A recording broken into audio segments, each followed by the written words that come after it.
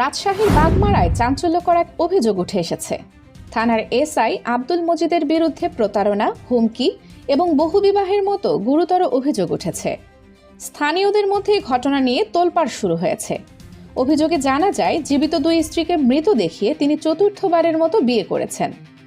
তৃতীয় স্ত্রী বিষয়টি বুঝতে পেরে রাজশাহী পুলিশ সুপারের কাছে লিখিত অভিযোগ দায়ের করেছেন। তার অভিযোগ প্রতিবাদ করতেই নানাভাবে হুমকি দেন এসআই মজিদ। অভিযোগ সূত্রে জানা যায়, দীর্ঘদিন ধরেই বাগমারা থানায় কর্মরত এসআই মজিদ 2023 সালের শেষ দিকে গণিপুর ইউনিয়নের মহব্বতপুরে একটি মামলার তদন্তে গিয়ে ওই তরুণীর সঙ্গে তার পরিচয় হয়। প্রথমেই তিনি নিজেকে বিপত্নিক পরিচয় দেন, বলেন তার স্ত্রী 2 বছর আগে মারা গেছেন। এরপর ধীরে ধীরে সম্পর্ক ঘনিষ্ঠ হতে থাকে। মোটরসাইকেলে ঘুরতে যাওয়া থেকে শুরু করে বগুড়ার একটি হোটেলে স্বামী স্ত্রী পরিচয়ে রাত কাটানো পর্যন্ত সবই ঘটে 1 বছরের মধ্যে। অবশেষে 2024 সালের 23 সেপ্টেম্বর ইসলামী শরিয়া মোতাবেক 1.5 লাখ টাকা মোহরানা ধার্য করে আনুষ্ঠানিকভাবে বিয়ে করেন তারা।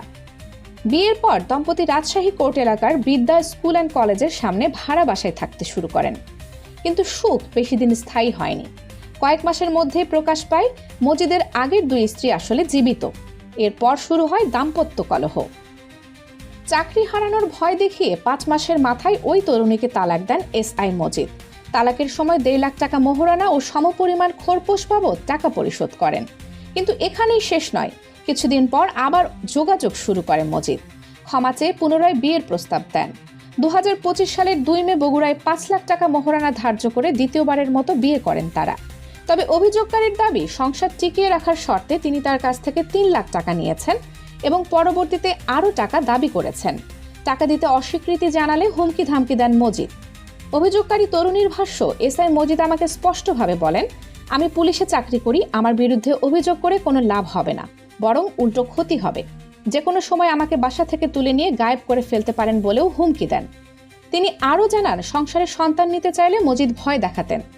গর্ভধারণ হয়েছে কিনা তা নিশ্চিত হতে তাকে 2 বার ডাক্তারের কাছে নিয়ে আল্ট্রাসনোগ্রাম করানো হয়।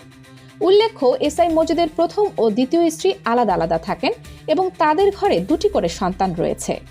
এমনকি প্রথম স্ত্রীর বাসার গৃহকর্মীকেও বিয়ে করেছেন বলে অভিযোগ।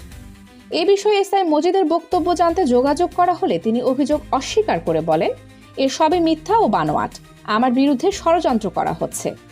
বাগমারা থানার ওসি তৌহিদুল ইসলামকে ফোনে একাধিকবার যোগাযোগের চেষ্টা করেও পাওয়া যায়নি। রাজশাহীর পুলিশ সুপার ফারজানা ইসলাম জানিয়েছেন, অভিযোগটি হাতে পেয়েছি, বিষয়টি খতিয়ে দেখা হবে এবং প্রমাণ মিললে আইনগত ব্যবস্থা নেওয়া হবে। এই ঘটনায় স্থানীয়দের মধ্যে তীব্র প্রতিক্রিয়া দেখা দিয়েছে। সামাজিক যোগাযোগ মাধ্যমে চলছে তুমুল আলোচনা। সাধারণ মানুষের প্রশ্ন, আইন শৃঙ্খলা রক্ষাকারী বাহিনীর একজন সদস্য যদি এভাবে আইন ভঙ্গ করেন, তবে জনগণ কোথায় যাবে?